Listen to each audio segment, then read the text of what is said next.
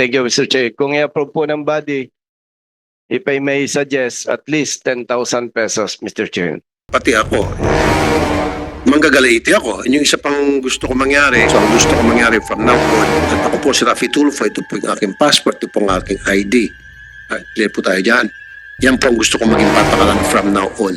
First class ticket to the top, no limit. I don't play no gimmicks. I'ma take you to the clinic. If you want a taste, come at me and you will be replaced. They won't find a trace of you anywhere.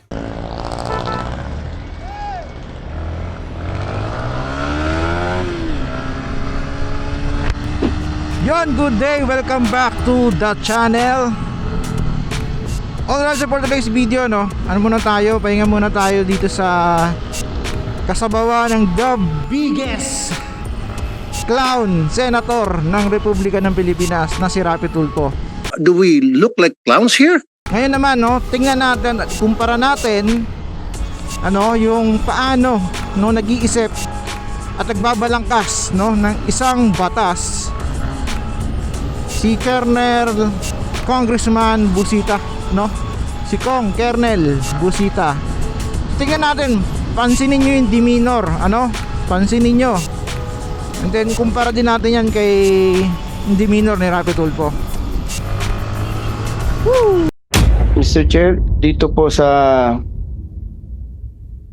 page 9, letter F, an operator who employs a minor or a driver without the requisite license to drive a tricycle. Pwede po ba, Madam Sponsor, Mr. Chair, pwede po ba yung penalty na 3,000 kung minor ang nagmamaneho? Pwede po ba, Mr. Chair, taasan natin ito? At least 10,000 pesos. Kasi, Mr. Chair, marami po tayo nakikitang tricycle, minamaneho ng minor eh. Masyadong delikado po yon, Mr. Chair, para sa bata at para sa ibang pwedeng ma-involve sa accident, Mr. Chair. If I may suggest, Mr. Chair, with the approval of the sponsor, I think maganda po siguro nito, 10,000 or more. We have to qualify it kasi yung premise nito is an operator who employs a minor or a driver without requisite license. So, i-separate natin for the minor kung mas mataas. Okay. Any objection from the stakeholders? Your Honor, okay na po yun. Pero Okay na ba yung ibang stakeholders doon sa pag minor ang pinag-drive, yung operator magbabayad ng mas mahal? tama, Okay sa inyo? tama yun. Okay. Pakisabi mo na, pan muna, bago ko... Mr. Chair, gawin po nating mas mataas ang penalty kapag minor yung nagmaneho. And if I may suggest, Mr. Chair, with the approval of the sponsor, at least 10,000 pesos or more. We accept, Mr. Chair. Thank you. Mr. Chair, Yes. under section 4, penalties. Mr. Chair, usually pagka po na-involve sa accidents ang tricycle, patay lahat ang pasahero. Mr. Chair, with respect to the honorable author of these bills, marami na po tayong city and other roads na 4 lanes eh. And usually, napapansin po natin yung mga tricycle drivers doon sa fast lane dumadaan. At napakadelikado po niyan kasi bigla na lang po yung lumilipat ng lane, Mr. Chair. Usually, pagka po sila na-involve sa accidents, patay lahat ng pasahero, kulong yung kawawang driver ng other vehicle na practically hindi naman nila kasalanan.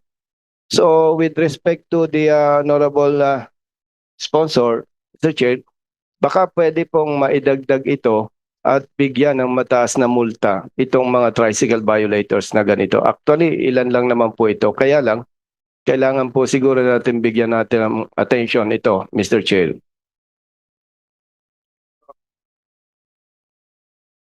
Madam Sponsor. Mr. Chair, I think what the Honorable Busita would like is we add penalty for tricycles on the fast lane. On the fast. Could you make your recommendation what kind of penalty? Yes. Thank you, Mr. Chair. Kung i-approve po ng body, if I may suggest, at least 10,000 pesos, Mr. Chair.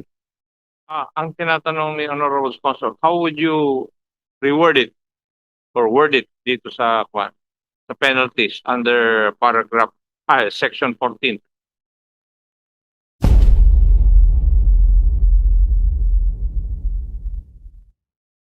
Mr. Chair, if I may, under Section 4 penalties, Madam Sponsor, Section 14, sorry, for letter E, a driver who drives along the pass lane of the road shall be penalized with a fine of 10,000 pesos. Madam Sponsor. I accept, Mr. Chair. Stakeholders, what's your comment on that? Yung tricycle driver na mag-ooperate sa fast lane will be fined 10,000 pesos. Okay lang, Your Honor, para matuto. Yun lang ang masasabi ko. Matitigas talaga ang ulo, Your Honor. So, siguro dapat lang po. Alam mo pala, no? Yes po, kasi pinapahuli ko mismo, Mr. Chair. Sa Okay. Masinag, tama. Ganun na lang. Kasi,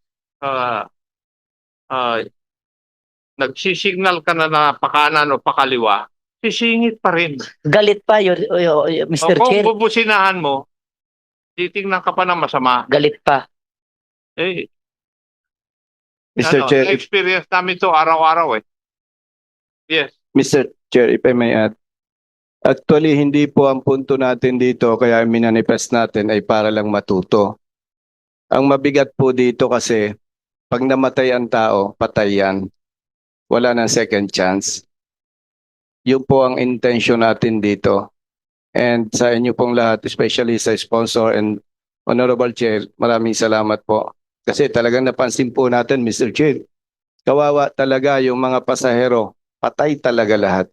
Kulong pa yung driver na wala naman talagang kasalanan ang may problema yung tricycle driver. So again, Mr. Chair, maraming salamat po. And to Madam Sponsor, thank you. Thank you, Your Honor. So yun, nakita natin mga kabong. Woo! Sarap ng hangin. Anong araw, malakas yung bato ng araw pero malamig yung simoy ng hangin. Medyo mataas kasi sa part na to eh. So nakita mo yung demeanor ni Colonel Busita. Hinihingi niya yung consensus, yung approval, yung say ng ibang tao. So nagtaas siya ng multa, 10,000. Is it reasonable? Yes, that's fucking reasonable. Why? Buhay ang pinag-uusapan dyan, no? Ako araw-araw ko sa kalsada, mga sir and ma'am. Araw-araw ko sa kalsada. And I've witnessed a lot of accident sa pagta-travel ko. Eto, tricycle. Timing na timing, tricycle. Alam nyo ba na hindi pwede ito sa highway? Di ba? Pero ito, highway to. Sige, given. Hindi pwede sa highway yan kasi yung design yan, pag ano lang talaga, pang kanto-kanto lang. Pag namali ka ng likudan kasi, ang dami pang burloloy ng tricycle. Pag nagkamali ka ng likudan, mag-iiba yung mag-iiba yung trajectory ng manibela mo. Yeah, totoo yan. Kaya nga ngayon may proposal na i-phase out na nga yung tricycle. Nakita niyo yung RE Bajaj? Yung RE Bajaj ngayon, yun medyo yung stability nun sa kalsada medyo okay. How much more kung minor yung gagamit, no? Ang proposal dyan ni Colonel Kong Busita yung mga operator na nag-employ ng mga minor, kasi una minor nga yan, minor, hindi nag-seminar yan. Tapos pag minor ka, tendency talagang magano ka, yung sabi pa nga sa Bisaya namang pas sa kalsada, mag-overspeeding ka. Kasi syempre pag bata ka, feeling mo feeling mo you are indestructible, feeling mo hindi ka tatablan ng mga sakit sa katawan, kaya nagkakamote, no? Lalo wala pang lisensya. So yung 10,000 very much reasonable kung buhay ang pinag-uusapan. Pero kay Rapi Tulfo, yung 50,000, no? Yung pumasok ka lang sa busway, 50,000.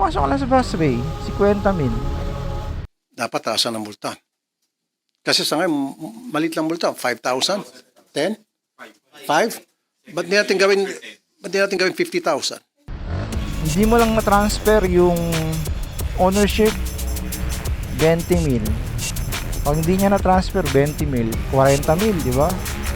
Ang masaklap pa nun, may kulong pa nga. Di ba? Yun yung mga hindi pinag-iisipan ng mga ng mga panukala. Makikita mo, itong si Rapi Tulfo, ubod talaga ng sabaw. Sabaw mag-isip. Di mo, gusto niya lang, gusto ko. Yun lang. Walang tanong-tanong. Ito namang LTO, itong si Asik Vigor Mendoza, tsaka si Attorney Greg Pua, oo naman, gawa agad ng AO. Ayan. Kasi para maobliga mo i-transfer yung ownership, magbigay ka ng stiff penalty, which is exorbitant niya and unreasonable. So yung tao kakabahan talaga.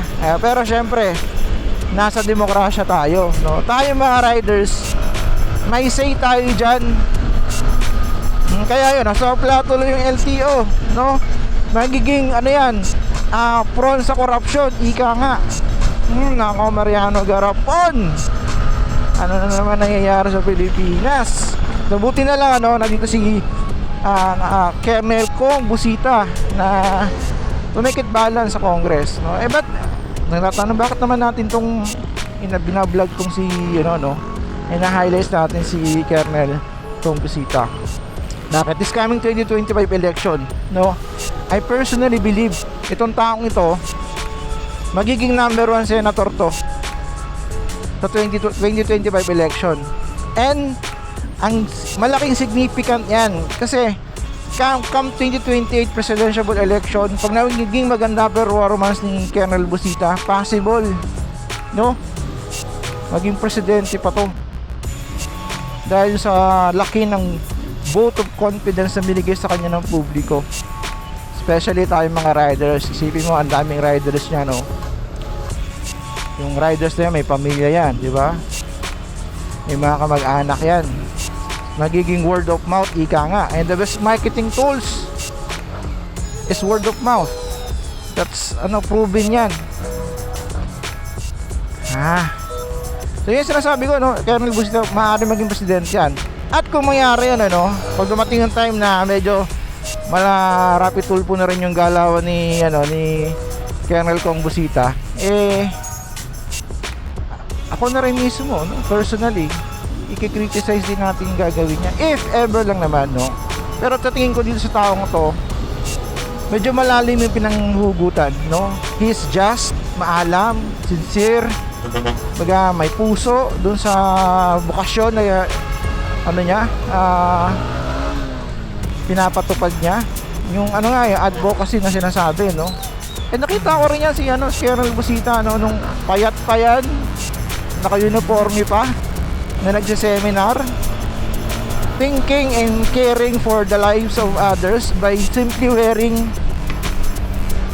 standard helmet. May nakita nga ako doon, may panood ko sa isang vlog niya, sabi niya doon, kung wala kang helmet, benta mo yung motor mo, bumili ka ng 3. Di ba? Napaka-powerful na message na yon. Parang sinong dito na nakikinig ng mga sermon ng pastor, sa mga churches, sinasabi ng pastor lagi, kung wala kang Bible, pagbili mo yung yung bahay mo, bumili ka ng Bible. Bakit? Kasi yung kaligtasan, sabi ng mga pastor, ang kaligtasan ay mas importante kaysa sa bahay. Same apply sa mas importante yung ulo mo na meron ka standard helmet kaysa sa motor. Kasi ang daming mga tao, no? Pinapaganda yung motor, naka-nutshell naman, naka-short, naka-chinelas, naka-lowered pa, di pa yan. Kasi alam mo, kapag naka-lowered yung motor, pag naluba ka nyan, delikado ka, may paglalagyan ka. Diba? So yun, ito nakita natin ngayon yung difference itong dalawa ni ni Senator Sabao Rapi Tulfo, the biggest clown senator sa balat ng Pilipinas. Ha?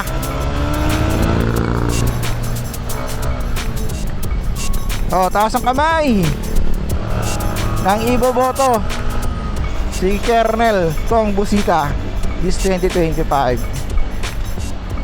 Yun lang, ano, kung nagustuhan mo yung content for today, consider to subscribe and of course hit that notification bell para notify ka sa mga future uploads natin.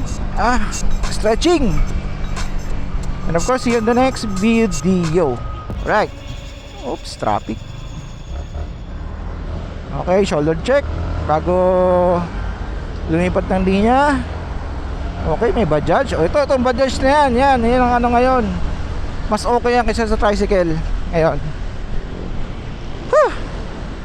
See you in the next video.